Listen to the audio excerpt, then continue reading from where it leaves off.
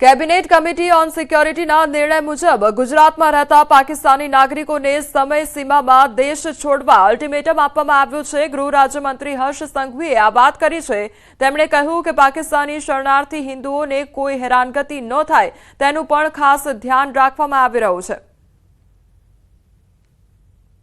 गुजरात में रह रहे जो पाकिस्तानी नागरिक हैं उन्हें भारत सरकार की ओर से जो अल्टीमेटम दिया गया है वो समय सीमा से पहले भारत छोड़ने की सूचना दे ली गई है और सभी जिले इकाइयों पे एसपीज को ये सूचना दी गई है कि भारत सरकार के ये परिपत्र को तात्कालिक जल्द से जल्द समय से पहले ये नीचे अमल होना चाहिए और उसी प्रकार से गुजरात पुलिस कामगिरी कर रही है और जो समय सीमा भारत सरकार ने तय की है उससे पहले गुजरात में रह रहे सभी पाकिस्तानियों को यहाँ से भेज लिया जाएगा।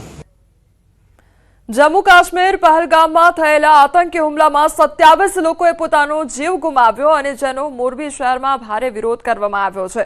શહેરમાં મૌન રેલી યોજવામાં આવી હતી અને અનેક વેપારીઓએ પોતાની દુકાનો સજ્જડ બંધ રાખી વિરોધ નોંધાવ્યો હતો। મૌન રેલીમાં શહેરના અનેક હિન્દુ સંગઠનો, વેપારીઓ, તબીબો તેમજ સામાજિક આગેવાનો મોટી સંખ્યામાં જોડાયા હતા। રેલી શહેરના મુખ્ય માર્ગોથી પસાર થઈને નહેરુ ગેટ ચોક પર પહોંચી હતી, જ્યાં હત્યાકાંડની ન્યાયિક તપાસ અને નિર્દોષોને રક્ષણ મળવા અંગે માંગ સાથે હમલાવરનું પૂતળા દહન કરવામાં આવ્યું હતું। મોરબીના તમામ એસોસિએશનો દ્વારા સ્વયંભૂ મોરબી બંધ રાખવામાં આવ્યું અને જે લોકો આમાં શ્રદ્ધાગત થયા છે એમના માટે મૌન રેલી નવા બસ સ્ટેન્ડથી દરબારગઢ ચોક સુધી કરવામાં આવી અને આની સાથે સાથે અહીં ઇસ્લામિક આતંકવાદીઓના પૂતળાનું દહન પણ હવે કરવામાં આવશે।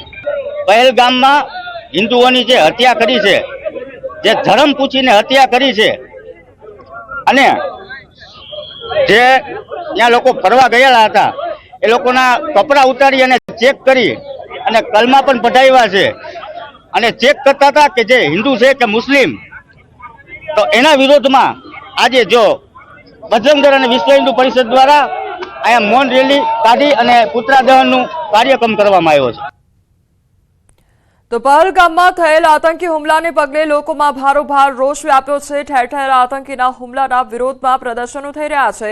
ત્યારે આજે જાલોદ નગર સજ્જડ બંધ કરવામાં આવ્યું। વેપારીઓએ દુકાનો બંધ રાખી પોતાનો વિરોધ નોંધાવ્યો। સાથે સનાતન હિન્દુ હિત રક્ષક સમિતિ દ્વારા શ્રદ્ધાંજલિ સહિતના વિવિધ કાર્યક્રમોનું આયોજન કરવામાં આવ્યું।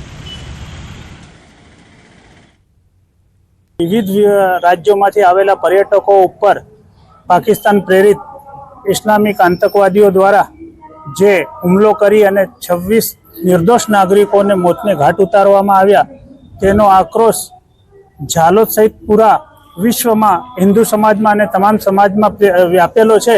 આજે જાલોદ સંપૂર્ણ બંધ છે અને આજે આખા દિવસના વિવિધ કાર્યક્રમો છે અને નગરજનો આખા દિવસ આ કાર્યક્રમોમાં જોડાઈને કાર્યક્રમો કરશે।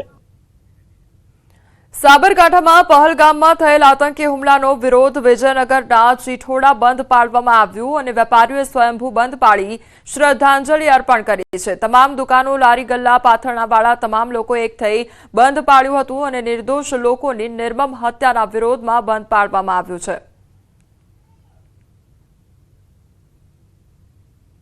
તો ઠેર ઠેર વિરોધ જોવા મળી રહ્યો છે અને આક્રોશ લોકોમાં જોવા મળી રહ્યો છે અને સજ્જડ બંધ લોકો દ્વારા સ્વયંભૂ પાડવામાં આવી રહ્યો છે। મોરબી, જાલોદ તેમજ વિજયનગરના ચીઠોડા વિસ્તારના આ દ્રશ્યો કે જ્યાં બંધ પાડવામાં આવી રહ્યું છે। એક તરફ મોરબીમાં સજ્જડ બંધ અને આ સાથે લોકો દ્વારા રેલી પણ કાઢવામાં આવી અને શ્રદ્ધાંજલિ અર્પણ કરવામાં આવી છે। તો જાલોદ પણ અત્યારે સુમસામ ભાકી રહ્યું છે અને વિજયનગરનું ચીઠોડા પણ અત્યારે સજ્જડ બંધ કરવામાં આવ્યું છે। જમ્મુ કાશ્મીર હુમલામાં જે 27 લોકોની નિર્મમ હત્યા કરી દેવામાં આવી છે અને લોકોએ જીવ ગુમાવ્યો છે તેને લઈને લોકોમાં ભારે આક્રોશ જોવા મળી રહ્યો છે। પહલગામ હુમલાની બોડેલીના ખત્રી 22 સમાજે ઘોર નિંદા કરી છે।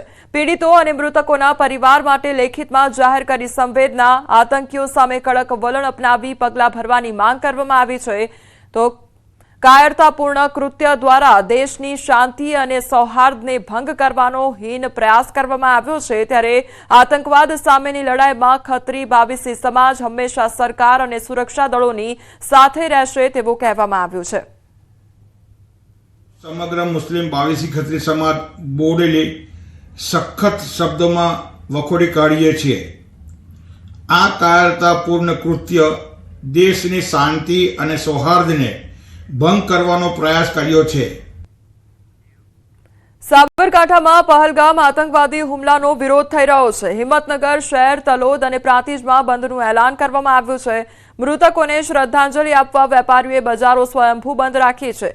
વહેલી સવારથી જ બજારો સજ્જડ બંધ જોવા મળી તો 27 પ્રવાસીઓની નિર્મમ હત્યાના સમગ્ર દેશમાં ઘેરા પ્રત્યાઘાત જોવા મળી રહ્યા છે। આતંકવાદીઓ સામે કડક કાર્યવાહી કરવાની ઉગ્ર માંગ પણ કરવામાં આવી છે। કાશ્મીરમાં જે પહેલગામમાં બનાવ બન્યો એ બહુ દુઃખદ બનાવ હતો। એના વિરોધમાં અમે આજે હિંમતનગર, ગાંધી રોડ તથા કાવર બજાર આખું બંધ રાખ્યું છે। તો સાબરકાંઠામાં પણ બજારો સજ્જડ બંધ જોવા મળી છે અને બંધ પાડવામાં આવ્યું છે। જે ગામના લોકો છે તેમના દ્વારા બંધ પાડવામાં આવ્યું છે। લોકોમાં ભારે આક્રોશ જોવા મળી રહ્યો છે, કારણ કે જે નિર્દોષ લોકો છે તેમણે પોતાનો જીવ ગુમાવ્યો છે।